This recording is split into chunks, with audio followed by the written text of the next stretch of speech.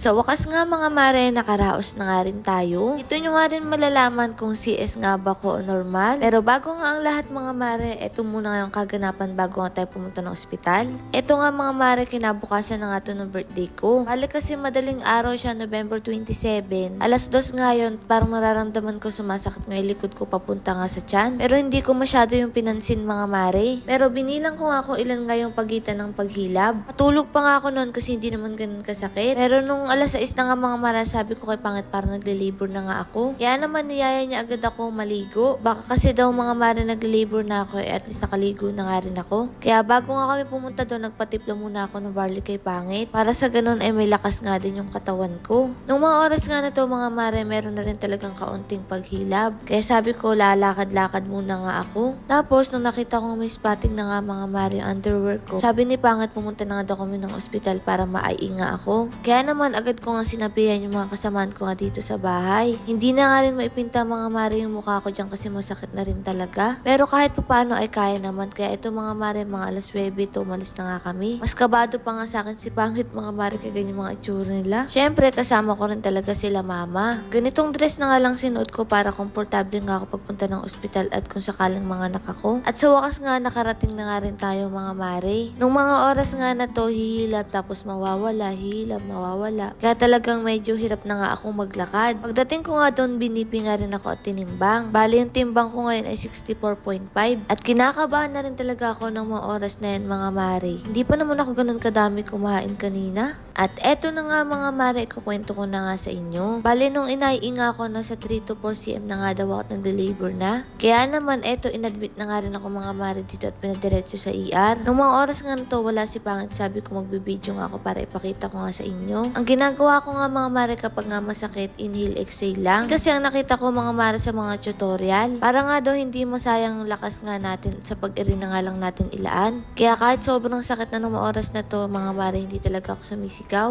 Gusto ko nga ay tahimik nga lang mga mare, kaya ay pahinga-hinga nga ako dyang nalalaman. Habang may nasikaso si Pangit sa labas, eto nga nalagyan na nga ako ng swero. Ito nga lang mga clip na kaunti mga mare, may papakita ko sa inyo. Tinan mo yung tiyan ko, bilog na nga. At ayun nga mga mare, nung nakapasok na nga rin kami dito sa kwarto talaga natin, kaya ay nag-exercise na nga ako at naglakad-lakad, nag-squatting para sa ganun tumaas nga agad yung CM. Kumbaga pagpasok ko dito wala na nga rin pahinga mga mare, lakad ako ng lakad, squatting ako ng squatting. At kung ano-ano na nga ginawa ko mga mare para tumaas nga lang yung CM kasi medyo pagod na nga rin ako. Eto na nga yung matindi nga mga mare, talagang iyak na ako pero kailangan ko maging matatag. Bukod kasi doon ayoko nga mag-alala itong si Pangit kasi nga kami lang dalawang magkasama. Bali pagka-IE pala sa akin ni doktora, sabi niya kailangan nga daw sa alas 12 meron na nga improvement. Kaya nung pumunta dito si Doc ay pinaiinga ako ganun pa nga rin. Kaya naman nagpalagay nga rin ng monitor mga mare sa tiyan ko para nga makita ko na stress na nga ba sa loob si baby. At eto nga si Pangit, kinakausap niya na nga na wag nga akong pahirapan at lumabas na nga siya. Kasi nung mga oras nga na to ay patindi na patindi ang paghilab. Kaya sabi ko kay Pangit kada hilab ay hilutin nga yung likod ko kasi sobrang sakit talaga. Yung sakit na hindi mo nga siya mapaliwanag mga mare pero humihinto naman. Ito nga tingnan nyo naman, haggard nga ako si sobrang sakit. Ang hirap talaga mga mare maging babae. Oras na nga nito nagsimula akong mag-labor alas 2. Bali na sa 12 hours na nga to mga mare. Ang ginagawa ko kada hilab mga mare, humihinga nga ako ng malalim. Kaya naman humahaba yung uso ko dyan mga mare kasi ganyan ngayon naiisip ko at eto nga alas 4 na. Wala pa nga rin talaga mga mare progress. Alas 5 nga mga mare, nakaschedule nga ako para i-eye ni Doc. Doon ko kasi malalaman ko ano nga magiging desisyon namin. Kaya eto for the bilang-bilang nga ako mga mare ng oras kasi ilang oras na nga rin ako nagle-labor. O siya, ikukwento ko na nga sa inyo mga mare. Pagka-eye nga sa akin 3 to 4 cm pa rin nga ako at anong oras na nga yun. Kaya naman napagdesisyonan ko na nga magpaturok ng pampahilab. Kasi sa totoo lang mga mare, gustong gusto ko talagang maging normal yung panganganak ko. Pero ayun nga mga mare, nauwi ako sa CS. Pero worth it naman ngayon mga mare at si Pangit nga nagputo lang pusod. At andito na nga rin kami sa kwarto, ang bilis nga lang din. Ganito kasi mga mare ang nangyari. Nagpaturok na nga ako mga mare ng pampahilab. Para nga ako kahit masakit mga mare at least normal pa nga rin. Kaya lang grabe pala ang sakit nun.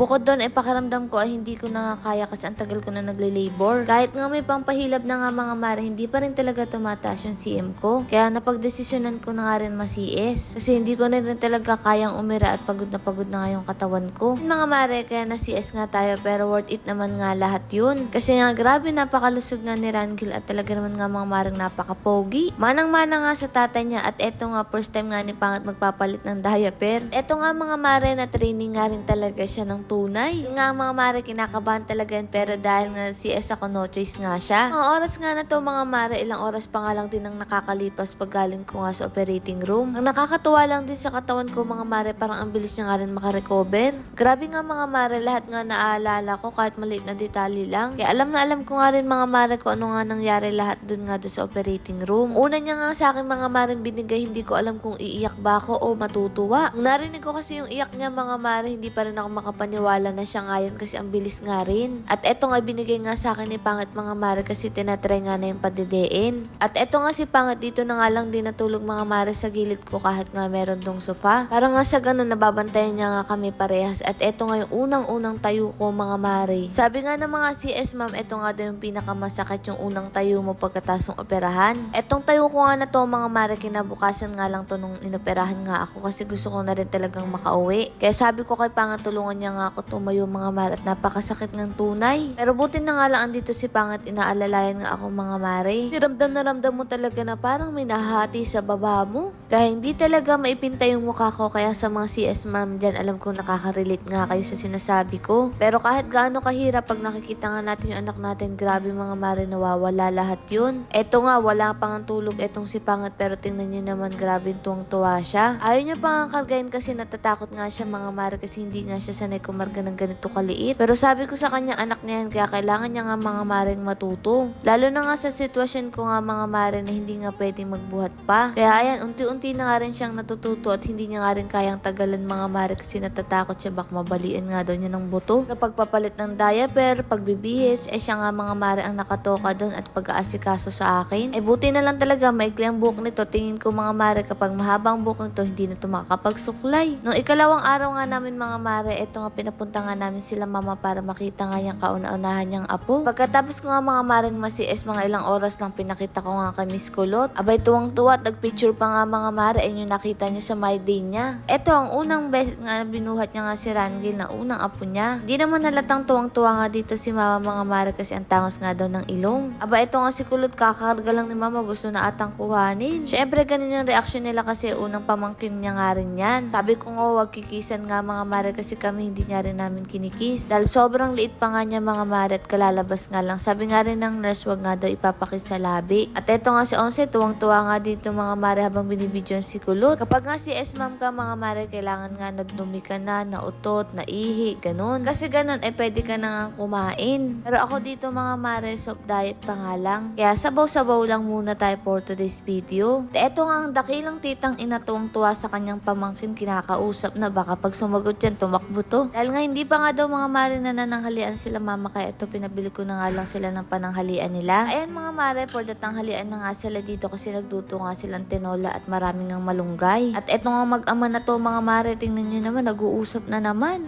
Kung kahapon natatakot si Pangat humawak ng baby, ngayon ay lagi na nga niyang hinahawakan lalo na kapag umiiyak. Kasi nga naawa nga siya mga mare. At eto nga mga mare, nilalakad na nga rin ni Pangat yung birth certificate niya. Abay naunahan pa nga ako mga mare kuhanin yung apelido ng tatay niya. At eto pagkatapos ko mag voice over mga mare, tamang tingin lang kami ditong tatlo. Nakakatuwa kasi mga mare, parang kailan nga lang nasa loob siya ng tiyan ko tapos ngayon nandito na nga siya. Kaya nga lahat ng sakit mga mare talagang worth it nga. Alam ko makaka-relate dyan yung mga nanay. Bagong matapos ang video na to, nagpapasalamat ako sa lahat. Lalo na nga mga mare sa nagdasal sa amin magnanay. Hindi man nga normal mga mare pero at least nga nakaraos na nga tayo. Lord, maraming salamat sa lahat ng blessing at syempre sa inyong mga mare. Paano ba yan? Bukas na lang ulit.